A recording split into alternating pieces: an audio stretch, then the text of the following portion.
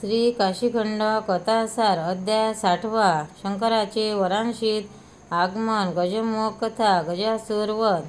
कार्तिकेय म्हणाला, विष्णूंनी महादेवास आणण्यासाठी गुरुदास पाठवले होते. सर्वजण महादेवाची वाट पाहत बसले होते. गरुडावर आरूढ होऊन महादेव काशीक्षेत्री आले. 80,000 वर्षांनंतर नीलकंठाचे काशीक्षेत्री आगमन झाले होते. चंद्रशेखरचे स्वागत करण्यासाठी असंख्य गण, योगिनी, यक्ष, गंधर्व, रंभा, मेनका, 33 कोटी देव उपस्थित होते.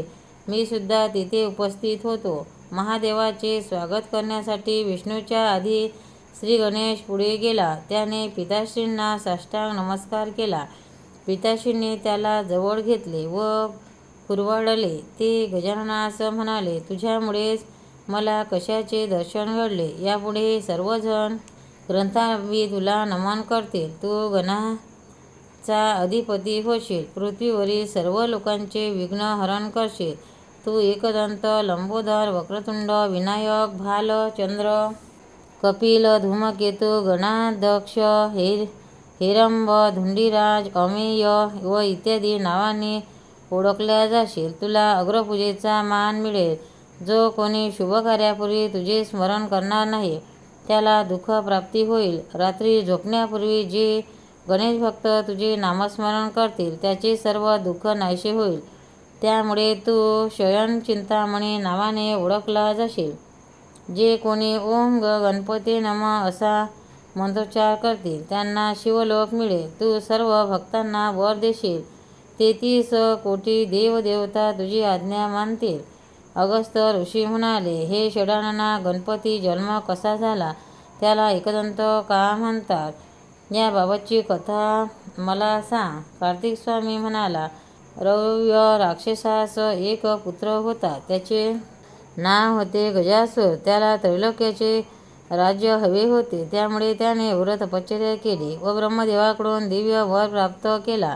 त्याने देवेंद्रासहित सर्व देवांना पराभव केला. महादेवाची काशीपुरी जिंकण्यासाठी तो अफाट सैन्यासह आला. त्याने सर्व शिवसैनिकांना पळवून लावले. आपल्या सैनिकांचा पराभव झाल्याने नीलकंठला राग आला. सदाशिव गजासुराशी युद्ध करण्यासाठी गेला. दोघांच्यात 12 दिवस घनघोर युद्ध झाले. शेवटी चंद्रशेखरने गजासुराचा वध केला. गजासुराचे अफाट सामर्थ्य पाहून शंकर प्रसन्न झाले.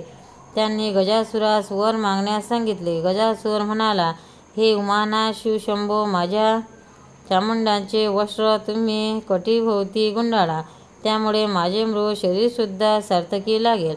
माझे मस्तक तुमच्या गळ्यातील मस्तकांच्या माळेत मध्यभागी धारण करा, म्हणजे मला सदैव आपला सहवास लाभेल. महादेवाने गजासुराच्या विनंतीनुसार त्याचे कातडे काढून आपल्या कमरेभोवती गुंडाळले. त्या बलशाली राक्षसाचे मस्तक हत्तीप्रमाणे होते. महादेवाने त्रिशूळ मारला तेव्हा त्या मस्तकाचा एक दंत तुटला होता. ते मस्तक हातात धरून महादेवाने काशीक्षेत्रात प्रवेश केला. जिकडे पार्वती व तिच्या अनेक मैत्रिणी जलक्रीडा करत होत्या. पार्वतीला एका सखीने सुगंधी द्रव्याची उटी लावली होती. पार्वतीने आपल्या शरीरावरील सर्व उटी हाताने चोळून एक घोडा तयार केला. त्या घोड्याने तिने जीवात्म्यास पाठवले. त्यापासून एक सुंदर सुपुत्र झाला. तोच श्रीगणेश होय. पार्वती मातेने त्या दिव्य शक्ती समर्पित केल्या. काशीक्षेत्राचे रक्षण करण्यासाठी त्याची नियुक्ती केली.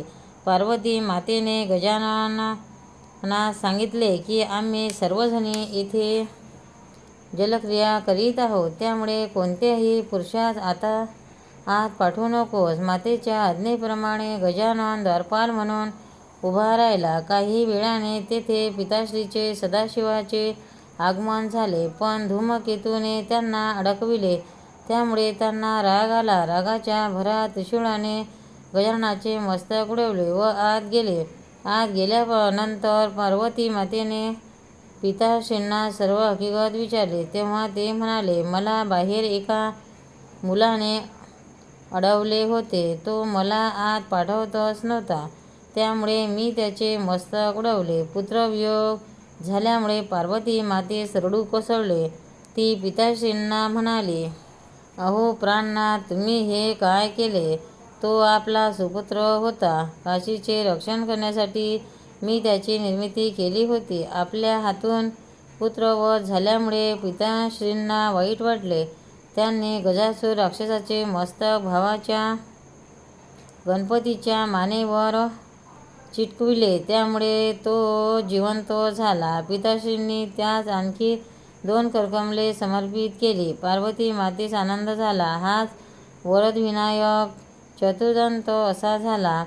ती कथा पुढील अध्यायात आपणास सांगतो. भक्तांनो, व्हिडिओ आवडल्यास व्हिडिओला लाईक करा, शेअर करा, सबस्क्राईब करा. तसेच बाजूला असलेल्या बेलवर क्लिक करा, म्हणजे याच्या पुढील सर्व व्हिडिओ तुम्हाला सर्वात आधी मिळत जातील. जय श्री कृष्ण.